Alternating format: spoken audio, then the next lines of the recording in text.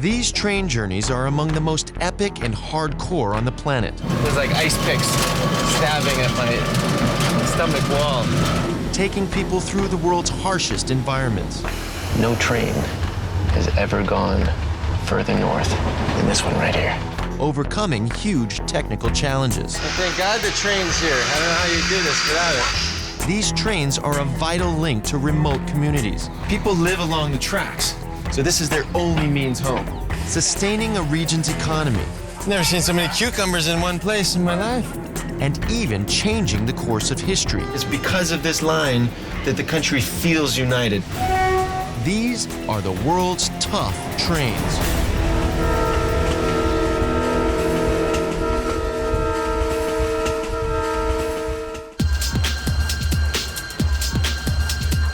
This is Tough Trains Vietnam. Throughout history, Vietnam's railway system has provided a vital link between the North and the South, transporting both people and cargo. But this has repeatedly made it a target for attack. During the Indochina and Vietnam Wars, the entire railway network was decimated many times over as people sought to destroy key supply lines. These are the world's most bombed railways, still in recovery after years of war and underinvestment. Traveling on Vietnam's aging rail networks can be quite a challenge even today.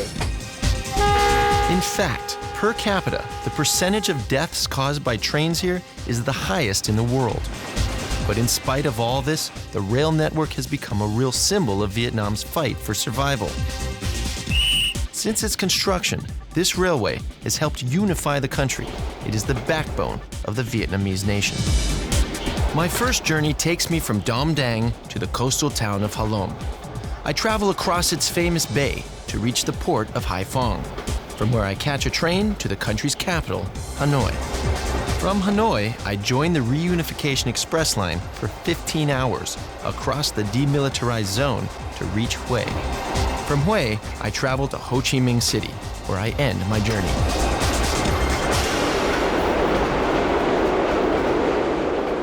Trains run the length of its 2,600-kilometer railway, and I'm starting my journey here at Dom Dang, at the border with China. It is the most important crossing between the two countries. This is the gateway to the Friendship Pass, the traditional border between China and Vietnam.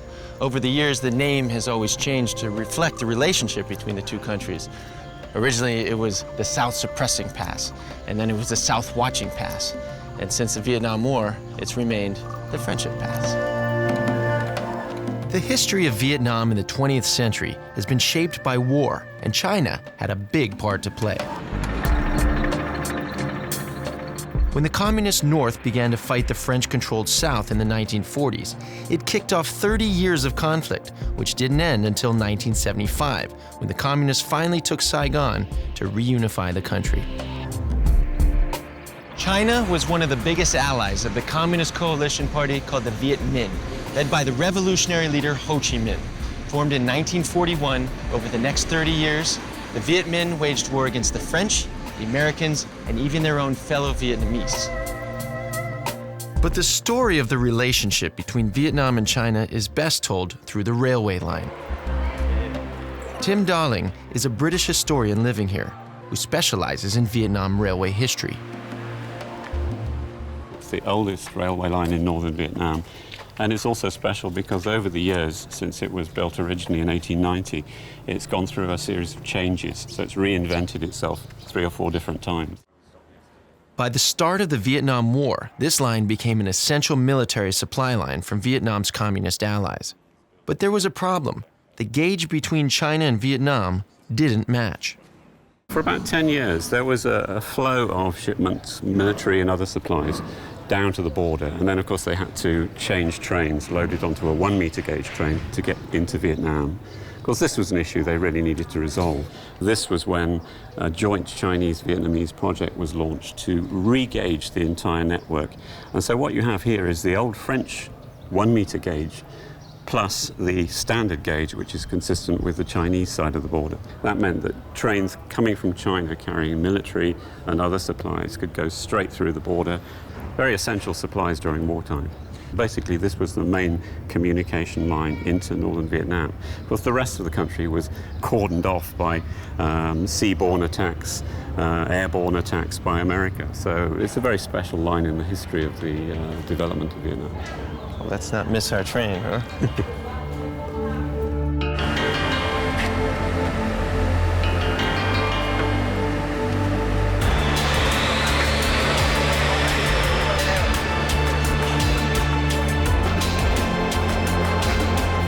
The train now runs on the standard gauge all the way to Kep.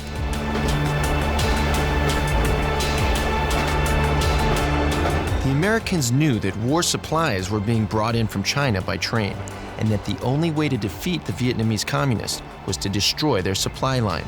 Railways in northern Vietnam became the main target for air raids. Spicy. These braided cages on both sides, are those for safety? Yeah, it's a sad fact of travelling on trains that anywhere in the world, stupid people throw stones, and so it's for the safety of the passengers. A lot of tunnels. I see another one coming up. Yeah, the tunnels are really important on this line because, of course, during the American War, it was crucially important that they kept the trains running, supplying the military and other supplies through to Hanoi. And obviously, when the American bombing was at its height, sometimes the trains were already running along the lines. So they devised a unique system whereby they would go from tunnel to tunnel and keep the train in the tunnel until the bomb would pass. Simply they store them there because, of course, the aircraft couldn't see what was going on clearly from above, so to all intents and purposes there were no trains on the line. Trains were still operating, even though they were... Oh, now we're on a bridge. Now we're on a bridge. The Americans did target a lot of bridges here. But once the bridges were out, as far as the Americans were concerned, that was it. The line was not operational. They devised what they called ghost bridges, which were pontoons that they float on the river. So they lay track on top of the pontoon. And then they'd need some track down from the railway line to the riverbank. So the train would roll down onto the pontoon and then they'd float the train across the river, back onto the track again. And of course this was done at night. So in the morning at first light, these pontoons would be floated away. The bombers came over. They could just see that the bridges were out. So as far as they were concerned, it wasn't operating. No idea what that was. This is the station here. This is...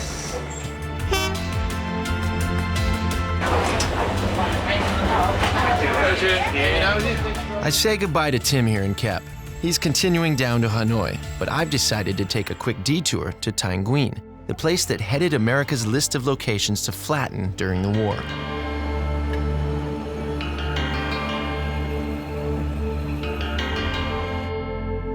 Kep used to be a major rail crossroads, but today you have to drive the 60 kilometers west to Thanh Nguyen.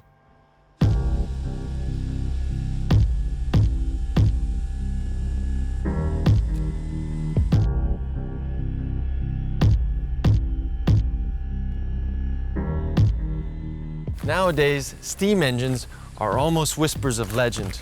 Where they used to abound, now they're replaced with diesel or electric locomotives. But I'm told they still exist, and this is the place to see them.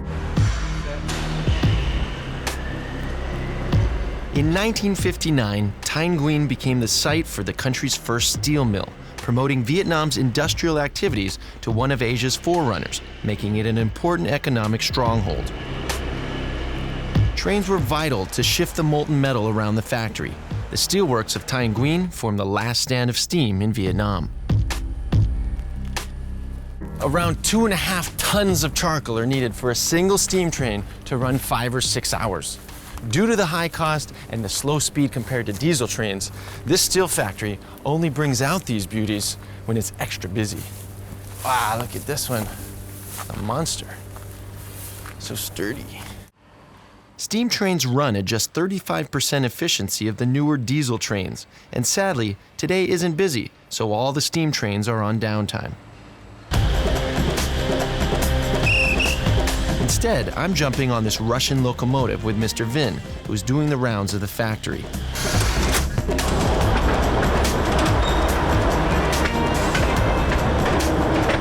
what are we doing right now? Where are we going? dùng nhưng mà hiện tại là chúng tôi không dùng nữa, tại vì chạy đầu máy hơi nước là tốn kém, không hiệu quả. Bây giờ dùng đầu máy diesel. Working in this steel factory is dirty and dangerous. It is in this blast furnace that the raw materials of sandstone, coal, and iron ore are loaded, only to erupt. Whoa, here we go. Let it flow, look at that. So what's happening here? What's the step of the process of... Công đoạn này là sau khi quặng đã được đưa vào lò cao và luyện thành gang, gang chảy ra lò, và sau công đoạn này là nước gang được chuyển sang nhà máy luyện thép để tinh luyện thành thép. The liquid iron is channeled so it flows directly into the smelting pots on the train. What do we do with this iron liquid?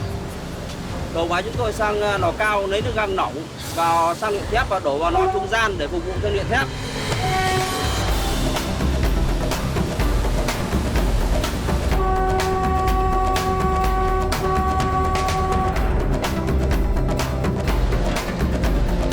To turn the liquid iron into steel, oxygen needs to be blown through the molten liquid. Wow, look at that. That's spectacular. Wow, it's beautiful. Magnificent. That is like the best fireworks show ever. Woo! From this oven, it is poured into different shaped molds, later left to cool down to become the final product of construction materials. Whoa, look how dramatic that is. All that smoke and water. That was cool. Exciting, huh?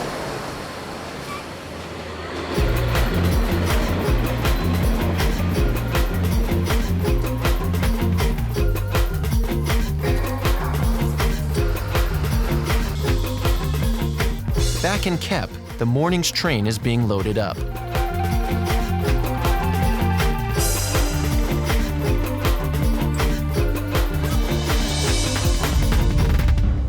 All right, well, this is different. I was expecting to be on a passenger train, but that doesn't appear to be the case at all. This is a proper train ride right here. I'm taking the train to the coastal town of Halong. I then head across Halong Bay to the major port of Haiphong.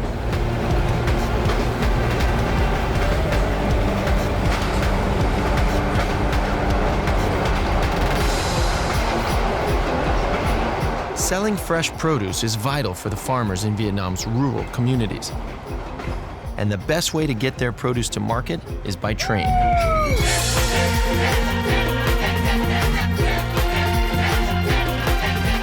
Golly, they must really have been here hours ago preparing for this. Only have a couple minutes to get all this on. In order to reduce journey times, stops at stations have been cut to just 2 or 3 minutes rather than upgrading the lines. Never seen so many cucumbers in one place in my life. Goodness, this is hard work. These are heavy. All right, let the cucumber party begin. Whew. Huh? Oh, you need help? Okay. All right, ready? You lift this? Backbreaking. Show me how you lift this. Show me. Oh my gosh! Wow! Wow! Very strong. That's crazy. Bye. Thanks for all the cucumbers. As much of a lifeline as this railway is for the people around here, this rail line and its carriages have not been renewed for decades, but the locomotive has. Previously a reconfigured shunter, these days it's a bona fide railroad locomotive. But there's one more area that's in desperate need of an upgrade. With no radios in sight, communications is one of the most outstanding issues. Everything is manual. What is this? What is the ring for? Cái thẻ đường này là để dùng cho đoàn tàu làm chứng vật chạy vào khu gian để đảm bảo thiết bị đảm bảo an toàn để một đoàn tàu vào khu gian. Old school. If the train driver needs to know anything, the station master will replace this ring with a different one that has a handwritten note on it. The entire Vietnamese railway network is single track, which means that when another train is coming in the opposite direction, one train needs to pull off into a bypass. Without any communication, these two trains would just hurtle into each other, albeit at just 30 miles an hour. It's not just other trains that are in danger of being hit, though. Hardly a week goes by without a train colliding with a person or road vehicle somewhere on the network. Last year, there were 471 accidents, killing 224 people. One of Vietnam Railway's biggest problems is with their railway crossings. There are 7,000 across the whole network, but only 1,000 were built legally, and only a third of them have proper barriers separating the track and the road. If this station is anything to go by, this railway line is about to get a full-on overhaul. Maybe it will finally be brought into the modern age. Woo! A lot of people. Let the madness begin.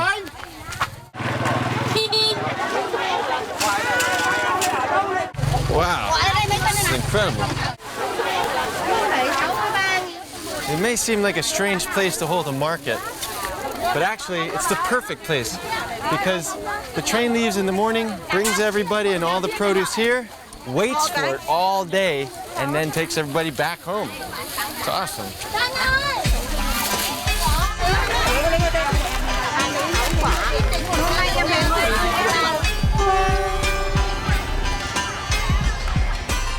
With the market drawing to a close, it's time for me to find a ride across the famous Ha Long Bay to the port city of Haiphong on the other side. Ha Long Bay was heavily mined by the Americans during the Vietnam War to prevent ammunition arriving from other communist countries. The Vietnamese have always been fighting off invaders here, and according to legend, this started as early as the foundation of the country. In the 19th century, the enemy was the French. The main port of Haiphong here made its way into history books in November 1946, when a dispute over customs controls erupted between the French troops and soldiers of the newly formed Democratic Republic of Vietnam.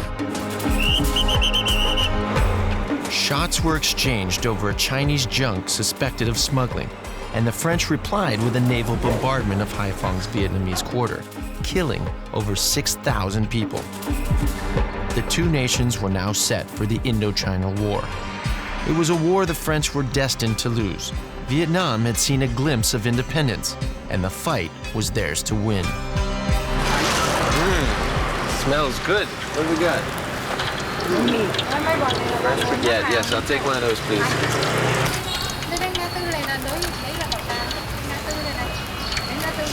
That's like vegetables in the tempura base. Sweet chili, the barbecue.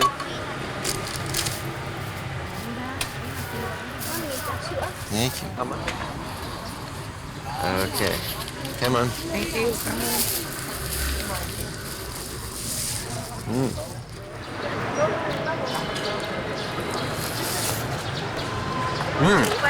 That's good. Still don't know what it is. I like it.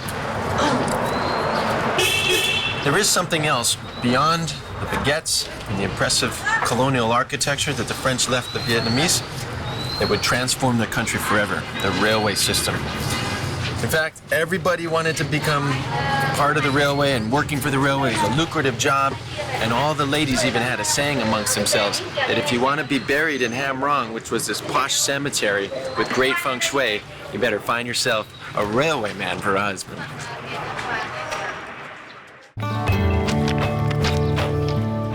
The colonial era was great for Vietnam's railways. From when the first line was inaugurated in 1881 to the defeat of the French in 1954, rail travel grew steadily.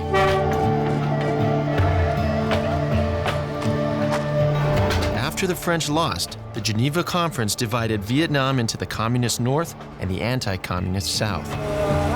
This had a major effect on the railways, and they fell into disrepair.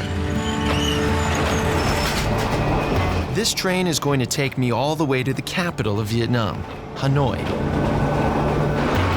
This line is the most recently upgraded of all Vietnam's railways, and it was about time. It was annihilated in the Vietnam War. retired train driver Mr. Tring risked his life to keep the Northern Railway lines operational during these hostile years. What was it like driving trains in the war?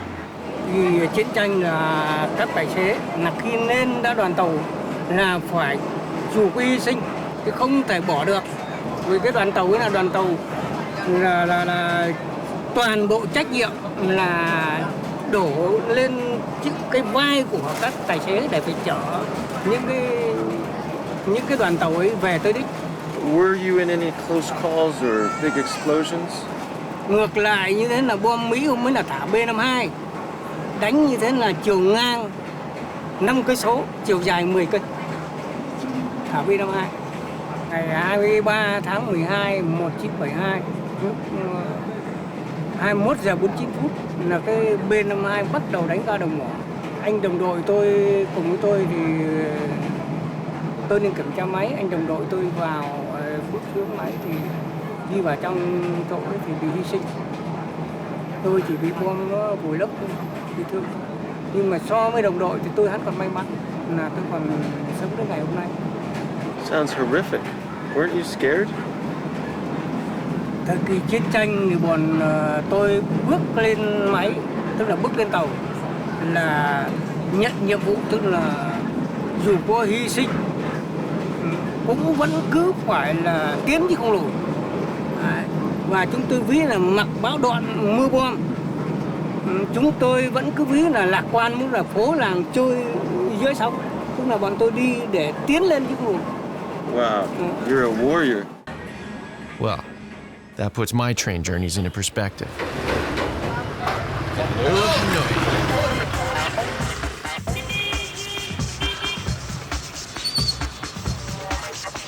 Long Bien is one of the poorest areas of Hanoi.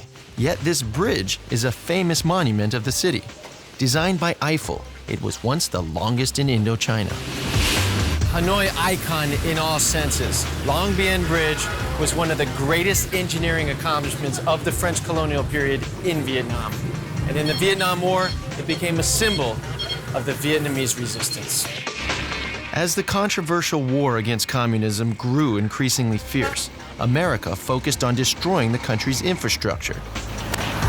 This bridge was repeatedly bombed by America and then repaired by the Viet Minh. Long Bien Bridge isn't just an icon of the past defiance of Hanoi, it's also a symbol of the resilience of its people today. The section of rail track leading from Long Bien Station to the main station in the city's center passes through the Old Quarter, a dense residential area.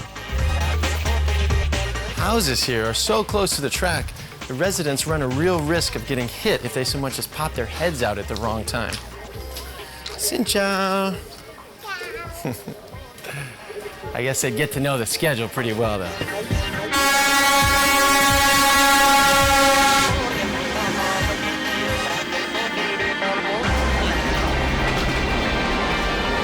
Wow, that was exciting. I think if I was a baby, I'd be changing my nappies right about now. And now it's back to life as normal. One person that does know the schedule well is Colin Pierce. He runs photography tours relating to the railway tracks and the life alongside them.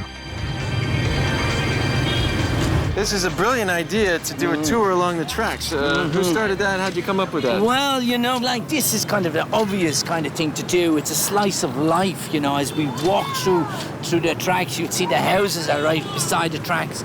And, so lots of life happens along the tracks. Yeah, exactly. It's probably one of the quietest parts, believe it or not, of Hanoi. No cars go down here. Walking along here, it's easy to forget that this track is actually in use.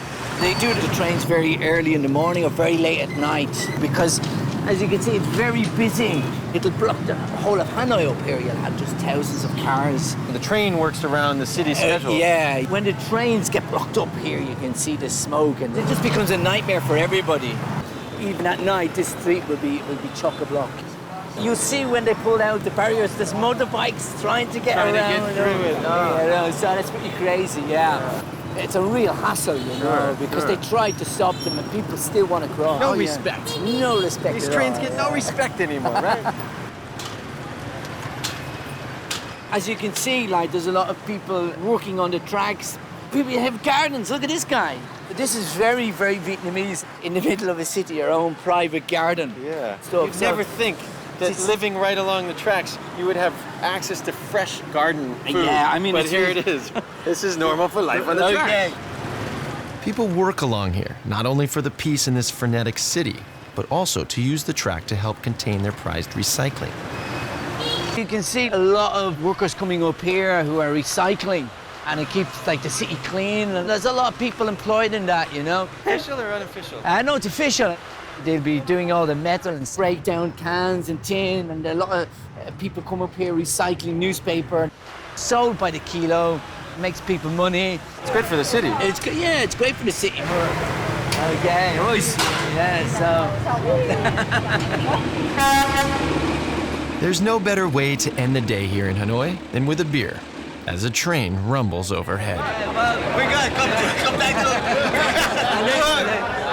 Okay, okay, so together. Chi Minh.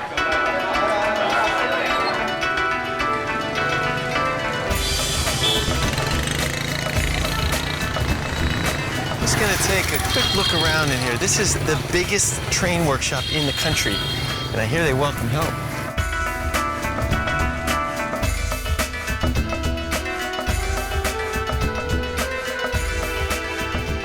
Wow, look at this old steam engine. That is a beautiful work of art. Actually, this is a really special train because it was built here in Vietnam in 1965. And when I say built here, it's actually assembled here. All the parts and components were imported. But this is the last surviving decommissioned train in Vietnam. All the other disused trains, including the French imports from the 19th century, have all been destroyed because that's what they do around here. But not this one. This one's been saved. This workshop, Za Lam, was built in 1905 to maintain rail carriages and locomotives. Basically, these guys have gutted this whole train car, and you can see here what it did look like. They're covering it up with this boards, and cutting a little hole for the vent, and we're gonna hammer it up with these little nails. Pretty basic stuff. It's very basic. This overhaul takes a full month to complete, but the repairs only last 5 years before the process needs to be repeated. This carriage is already about 40 years old. Man, these poor trains never get a break. No matter how old, how decrepit, how many miles they've gone back and forth all their lifetime, they get sat on the bench, reworked with an overhaul, and then put right back out into the field. I feel pretty good I got to help contribute a little bit. I'm riding these things all the time, aren't I? I'm heading to the station. It's time for me to leave Hanoi. All right, this is gonna be interesting. Here's the place to get the immediate train to. Perfect. Hello. I need a ticket from here to Hue. Yeah. It's full. Is it possible to... Ah, the ticket office. I don't know why I didn't think of that before. Hi, do you have any more tickets to Hue? Number 3, okay. Oh, so frustrating. I just want to buy a ticket to Hue, right? It shouldn't be that difficult. I need a ticket today to go to Hue. Hue? Yeah. Now? Yeah. Only standing? Standing room only. That is 15 hours to stand. But you know what? Yeah, I'll do it. It's time to board the train. I wonder how close this one is to needing an overhaul.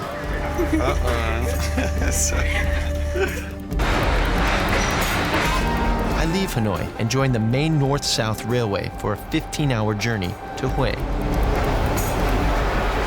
This is it, the famous Reunification Express line, which did just that. Actually, it connected Hanoi in the north to Saigon or Ho Chi Minh City in the south. The very first Reunification Express train ran in December 1976 to celebrate the win over the Americans in the Vietnam War. That's pretty awesome. It's still running, and I'm on it right now.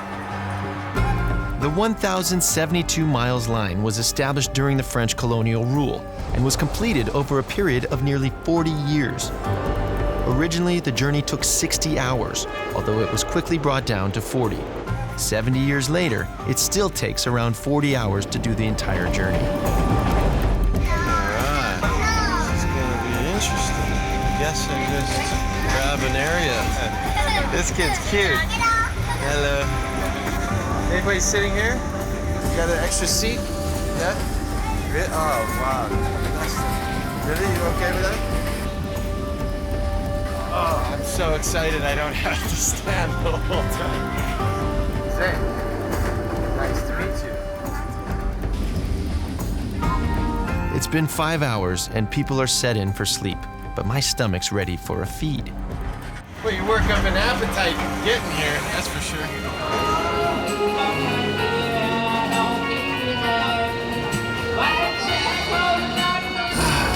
Summertime.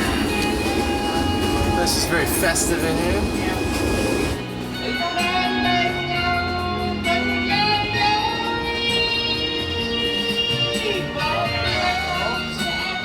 Look at that. Beautiful. Wow. Chicken and rice, chili, sauce, vegetables, hard-boiled egg, soup. Okay. Looks good. Pretty good, actually.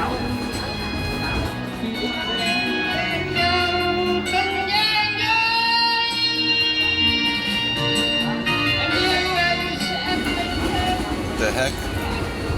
This egg is bleeding. This is not a hard-boiled egg. This is a half-hatched egg. It's famous here in Vietnam. Look at this. This thing was ready to come out and see the world. Instead, it's seeing the inside of my mouth. Oh, come on. Seriously?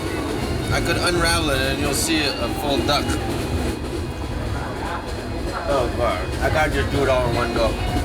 It's the bones. And then those are feathers. Here we go. Thank you.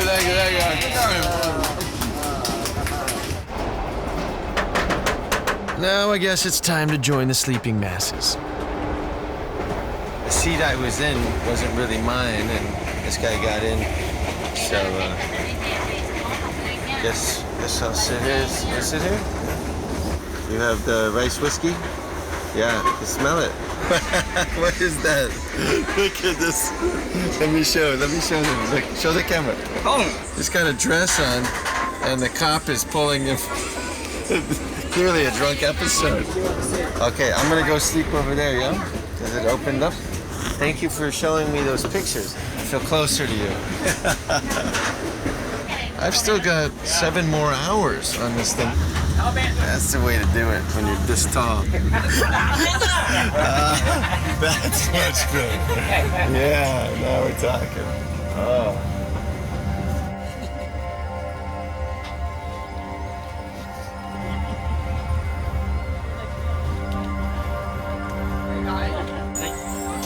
Who am I kidding?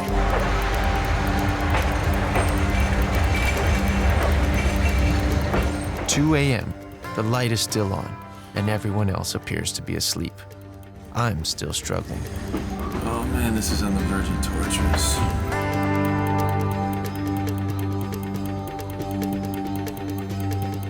It's 4 a.m., and I've had next to no sleep. Luckily, it's my stop, Hue. Oh, I made it. I'm officially south of the DMZ. So I had this idealized vision that the southern tracks were going to be nice and smooth, you know, because they weren't being bombed by the Americans like they were in the north. But down here, the Viet Cong was sabotaging these tracks. This sabotage was commonly caused by high explosive mines planted under the tracks in the jungle. The line was always a major military supply link and was a main target of the Viet Cong. Over the course of just 3 years, hundreds of trains were mined with a staggering casualty rate. Yet, despite this sabotage, the Vietnamese government continued operating the line at any cost. Today, this French-built railway is still constantly under repair. with just a single rail track, the only time the workers have to complete their maintenance is between trains, which can run up to 30 times a day. How does any work get done? This tunnel is in the process of being repaired. The team are on standby in the nearest station and have invited me to join them on their next work stint. All the workers live on site during this project. They have to be ready at all times. Mr. Chow? Mr. Chow is the engineer in charge. So, what kind of work are we doing here today? Hiện tại là chúng tôi đã gia cố cái vỏ hầm số 6. Cái là 6 chuyến tàu này là được lệnh phong tỏa không gian để chúng ta đi làm việc được rồi. Let's go, you guys are ready.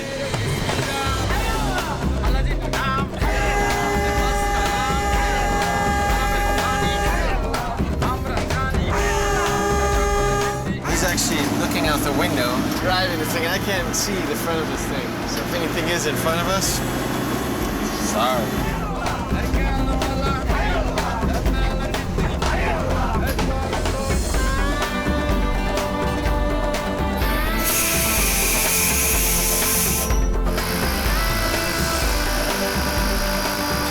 This is amazing. So you actually bring the train here and stand on it. All your tools and materials are here, so you don't have to haul them in and out each day because there's no room in the tunnel.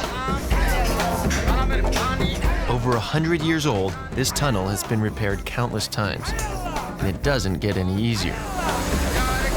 We're drilling into the earth so that we can put these pegs in and hold up these iron nets, they call it. And these all overlap so that it just really reinforces. Okay, get ready for some dust.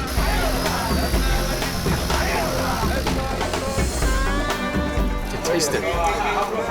You're the supervisor. You stand here and watch it all. You're smart. Wow, it's really hot and sweaty and dusty and dark. It's a lot of work maintaining this tunnel. And thank God the train's here. I don't know how you do this without it.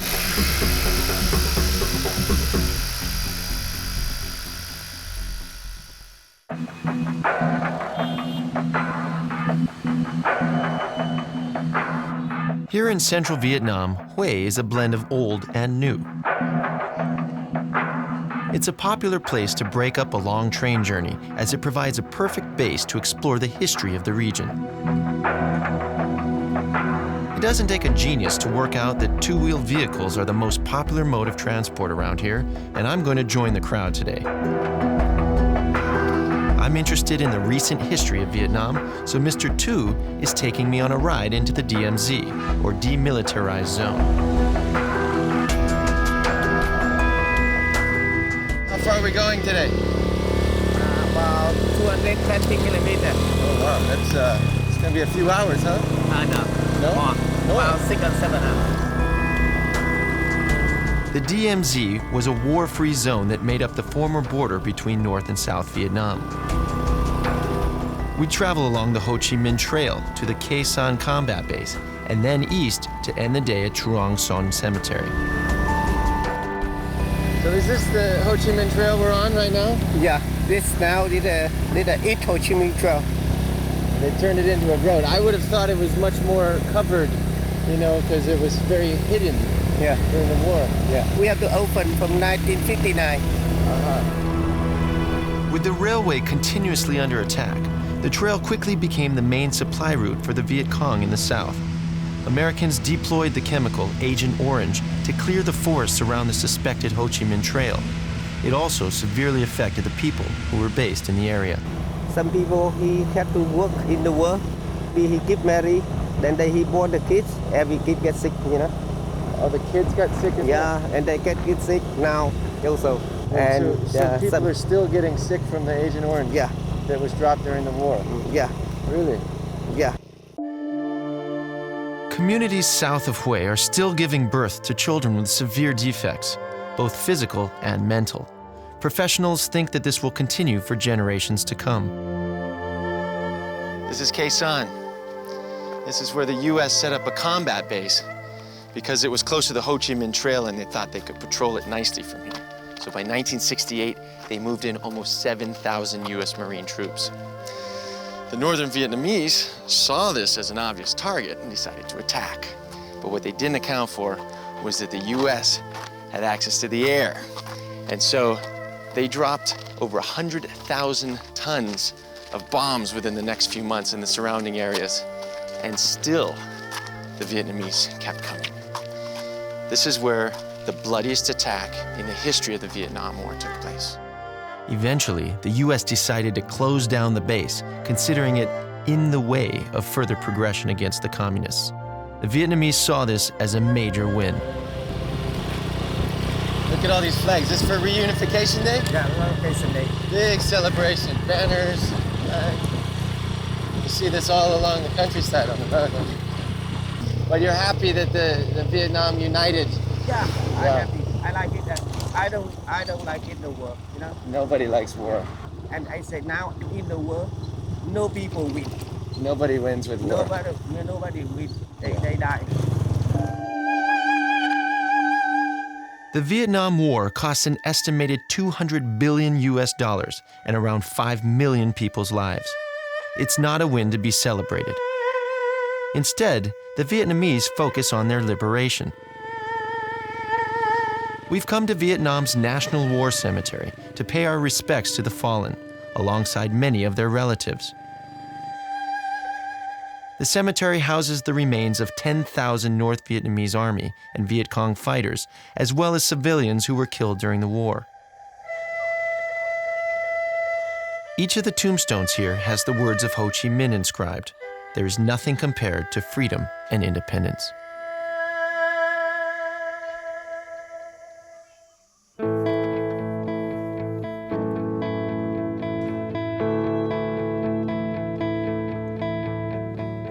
It's 4 in the morning and I'm back at the station.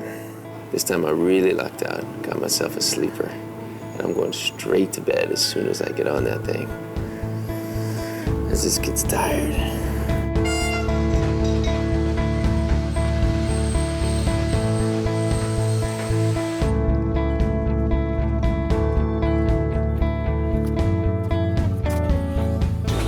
This is the last leg of my journey, taking me through the night to reach Ho Chi Minh City.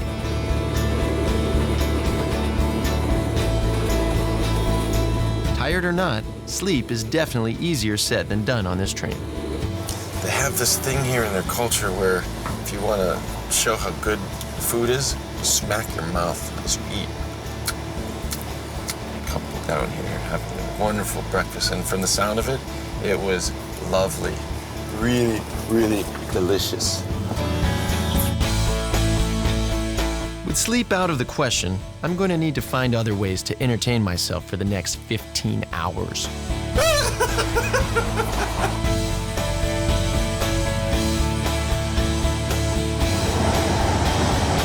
Hello. Hello. Ticket. Ticket, yes.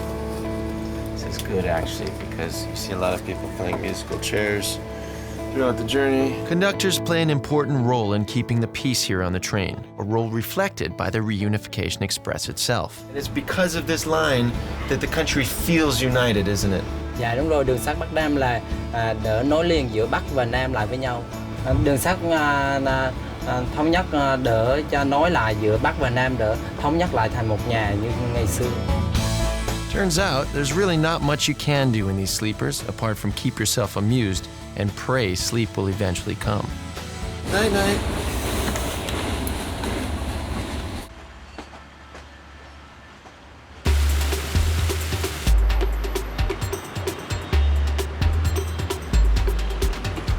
Ho Chi Minh City exudes French colonial charm at every corner and is still locally known as Saigon.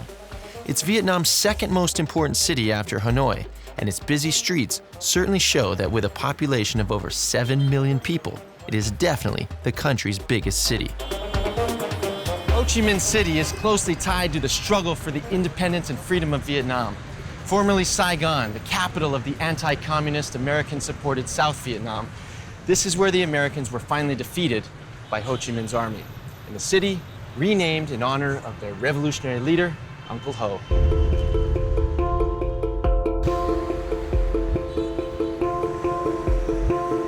I'm honored to have the company of General Thai, a leader of the Vietnam Army in charge of the troops who came and captured Saigon on the 30th of April, 1975. You were here on the day that the North took over the South, right here behind us. What was your role exactly? Tôi lúc đó là phó chính ủy sư đoàn bộ binh 7 tiến công từ hướng Đông thuộc quân đoàn 4. Còn đối với chúng tôi ở hướng Đông thì nhiệm vụ của đơn vị tôi là đánh chiếm cái dinh độc lập. So you gave the order to attack. Mà như thế tức là gồm có 15 sư đoàn bộ binh, nhiều đơn vị binh chủng và pháo binh, xe tăng. Thì như thế tức là chúng tôi đã đánh chiếm hoàn toàn ở đây vào từ 9 giờ cho đến 11 giờ 30 thì đã tắm cờ chiến thắng trên nắp dinh độc lập và báo hiệu sự toàn thắng của chính quyền Chí Minh. Lúc đó coi như là miền Nam đã được hoàn toàn giải phóng. Diễn biến của ngày hôm đó thì nói là chỗ này đông suốt ngày, suốt từ buổi sáng cho đến đêm khuya ở khu vực này đông này. Wow. This day, April 30th, 1975, became one of the most historic days of the 20th century. After the palace was taken, panicked Vietnamese connected to the old regime stormed the gates of the American embassy, hoping to find sanctuary. The lucky ones were airlifted from the rooftop by helicopters, which were later dramatically dumped overboard when they landed on aircraft carriers waiting off the coast.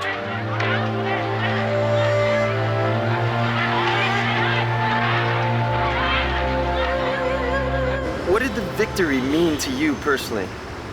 Lúc đó thì trong đầu óc nhiều suy nghĩ lắm. Thứ nhất là bây giờ thì mình tức là còn sống nhưng mà nhiều anh em đã mất, nhiều đồng chí cũng đã hy sinh. Thế bây giờ còn lại còn mình thì cái đó là cũng là một cái điều băn khoăn của nhất. Và thứ hai tôi nghĩ là tôi sẽ chắc chắn là được gặp gia đình, cũng như những em khác là chắc chắn sẽ được gặp gia đình. Vì 10 năm rồi, có thể dân tộc Việt Nam ấy là đã giành lại được độc lập, thống nhất và toàn vẹn lãnh thổ, kể cả vùng đất, vùng trời, vùng biển và thềm lục địa ở Việt Nam. Nhân dân Việt Nam thì có thể là từ Bắc chí Nam đều phấn khởi. Bởi vì cả nước Việt Nam, cả dân tộc Việt Nam ấy, già, trẻ, gái, trai đều tham gia cái chiến đấu để mà chống quân xâm lược và các bọn tay sai để giành độc lập. Mà bây giờ đã thực hiện được thì tức là mọi người đều phấn khởi. Ở miền Bắc cũng thế và cả miền Nam cũng thế.